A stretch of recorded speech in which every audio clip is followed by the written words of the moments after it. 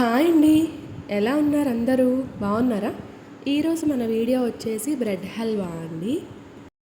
మన ఛానల్ని కొత్త వాళ్ళు ఎవరైనా చూసినట్లయితే ఛానల్ని లైక్ చేయండి, షేర్ చేయండి, సబ్స్క్రైబ్ చేసుకోండి, కామెంట్ చేయండి. ఓకేనా? ఇక్కడ స్వీట్లో మిక్స్ చేయడానికి డ్రై ఫ్రూట్స్ ఇక్కడ నేను ఇవి తీసుకుంటున్నా అండి. డేట్స్, కిస్మిస్, బాదాం అండ్ జీడిపప్పు. ఇక్కడ పంప్కిన్ సీడ్స్ ఉన్న మీరు యాడ్ చేసుకోవచ్చు స్వీట్కి. ఓకేనా? ఇక్కడ ఈ డేట్స్ ఉన్నాయి కదా, అరేబియన్ డేట్స్ అయితే తీసుకోండి. ఎందుకు అంటే లోకల్ డేట్స్ గట్టిగా ఉంటాయి, స్వీట్లోకి బాగోవు. అందుకని చెప్పి కొంచెం మెత్తగా ఉన్నవి తీసుకోండి. ఇక్కడ 4 స్లైసెస్ నేను బ్రెడ్ పీసెస్ తీసుకున్నానండి. ఎక్కువ క్వాంటిటీ కావాలి అనుకుంటే 8 పీసెస్ అలా మీరు తీసుకోండి. ఓకేనా? ఇక్కడ బ్రెడ్కి ఎడ్జెస్ అంతా మనం కట్ చేసుకోవాలి. 4 సైడ్స్ ఇలా కట్ చేసుకున్నాక ఇప్పుడు స్క్వేర్ షేప్లో కొంచెం అలా కట్ చేసుకోండి. ఆయిల్లో ఫ్రై చేస్తాం కదా, కొంచెం పీసెస్లో అలా కట్ చేసుకోండి. ఇక్కడ నేను చూపించిన విధంగా కట్ చేసుకోండి. ఇక్కడ కట్ చేసుకున్నాక ఇక్కడ ఏంటి అంటే ఆయిల్ పెట్టుకొని మనం ఇవన్నీ ఫ్రై చేసుకోవాలి. కొంచెం క్రిస్పీ అంటే బ్రౌనిష్ కలర్ అలా వచ్చే వరకు అలా కొంచెం మనం బాగా ఫ్రై చేయాలి అండి. ఎందుకు అంటే బ్రెడ్ హల్వా అనేది కొంచెం బాగా రావాలి అంటే నార్మల్గా అయితే ఫ్రై చేయొద్దు, బాగా ఫ్రై చేయండి ఆయిల్లో. కొంచెం ఆయిల్ వేసుకొని ఫ్రై చేసుకున్నా సరిపోతుంది. ఓకేనా? ఇక్కడ నేనైతే ఇలా ఫ్రై చేసుకున్నానండి.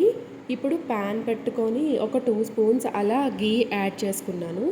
గీ యాడ్ చేసుకొని డ్రై ఫ్రూట్స్ ఉంటాయి కదా, మనం డ్రై ఫ్రూట్స్ చూపించాను, ఆ డ్రై ఫ్రూట్స్ అనేవి ఇక్కడ ఫ్రై చేసుకోండి.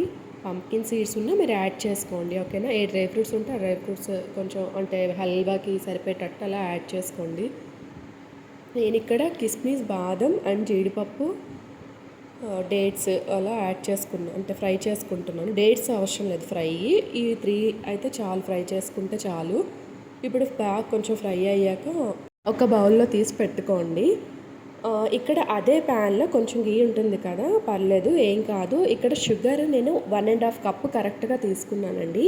1.5 కప్ షుగర్కి 1 గ్లాస్ వాటర్ అయితే పోసుకున్నాను. 1.5 గ్లాస్ అయినా వేసుకోండి, ఏం కాదు. 1 గ్లాస్ ఫుల్గా వాటర్ తీసుకున్నాను.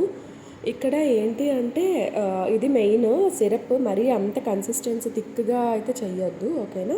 ఇక్కడ నేను ఫ్లేవర్ కోసం సాఫ్రాన్ యాడ్ చేసుకున్నానండి. జస్ట్ ఏం పర్లేదు, లేకుంటే స్కిప్ చేయండి. ఓకేనా? జస్ట్ ఇలా వస్తే చాలు. మనకి గులాబ్ జామున్ చేస్తాం కదా సిరప్, అలా వస్తే చాలు. ఇలా వచ్చాక కొంచెం మనం బ్రెడ్ పీసెస్ అనేవి ఫ్రై చేసుకొని పెట్టుకున్నాం కదా, ఆ బ్రెడ్ పీసెస్ అనేవి ఈ సిరప్లో వేసేయండి.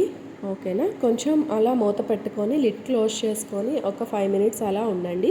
ఇంకా బాయిల్ అవ్వలేదు ఆ పీసెస్ అంటే మళ్ళీ లిడ్ క్లోజ్ చేసుకొని కొంచెం మెత్తగా అయ్యే వరకు ఉంచండి. ఓకేనా?